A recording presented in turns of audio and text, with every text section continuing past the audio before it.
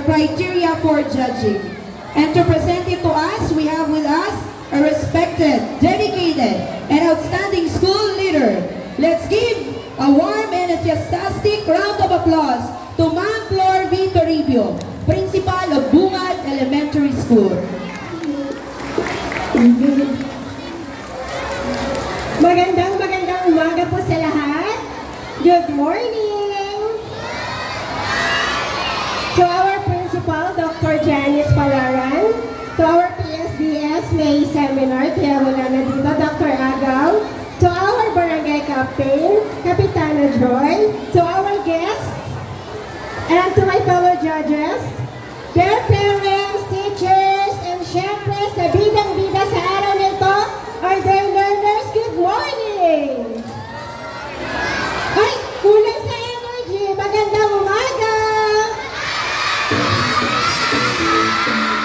Okay, so I'm so grateful and honored kasi I am one of the judges for today's activity. Alam ko naman na sa pag-prepare ng ganitong activity, kailangan natin ng teamwork, tiyaga, cooperation, time and effort. Kaya ngayon pa lang, congratulations my dear teachers and learners. Congrats po sa bawat isa. Lahat po kayo panalo na. But of course, before we proceed, allow me to read the criteria for judging. Ito yung magsaserve as basis natin on how to score the performances of our learners. So, makinig po kayong mabuti, okay? Opo! O, diba? Sasagot kayo. Okay. So, the criteria for judging for the cultural dance, nakikinig po ba ang lahat? Magigit na ako. Ayan na, nakikita niyo na ako? Okay.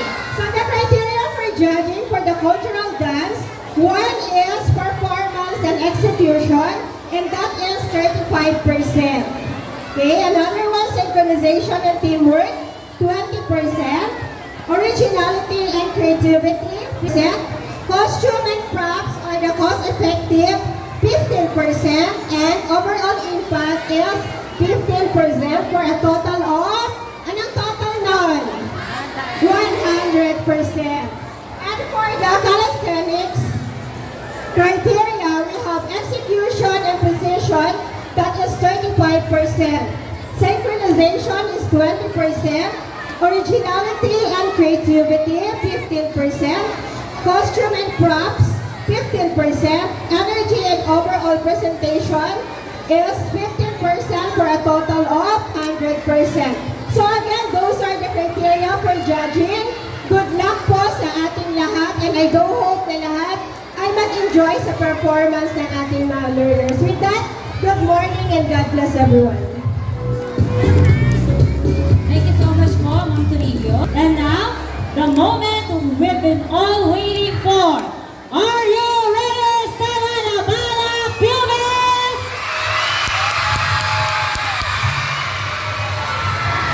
It's time to witness the talent, creativity, and amazing energy of our very own Esteban Abada Elementary School students. Each grade level prepared something colorful, exciting, and full of heart to make our 71st Foundation Day celebration even more special. So get ready to clap, cheer, and show your support as our talented learners take the stage. Announcement po, ang matitira lang po sa rapper. Isa pa pong announcement kung kanino po ang e-bike na nakapark daw po sa Kalumpit Street. Pakialis daw po doon at nagagalit na daw po ang may-ari ng bahay na pinagparkan po. Ulitin ko po kung sino po ang nagmamay-ari ng e-bike na kulay itim po na e-bike na nakapark po sa Kalumpit Street.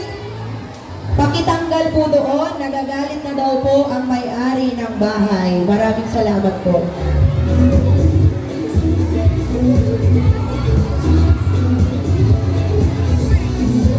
Ayan po, ang ibang grade level na po ay nag-e-exit na po to give space para sa performance po ng ating first performer for today, ang kinder. Maraming salamat po.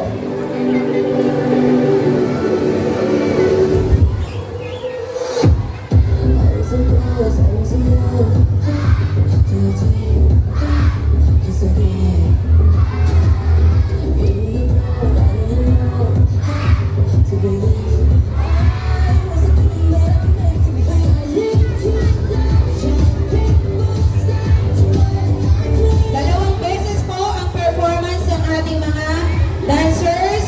Yung unang performance po ay para sa mga judges. So pakiusap parents, wala pong pupunta sa mga anak during the first performance. Sa pangalawa po, pwede na po kayong lumapit para picturean po ang inyong mga anak. Maraming salamat po.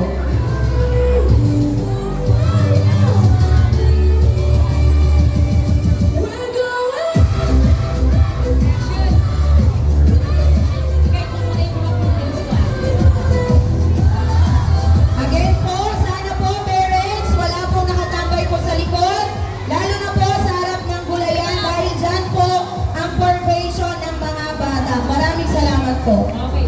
Yung kinder po maiiwan na, yung grade 1 po, mag-formation na po sa likod.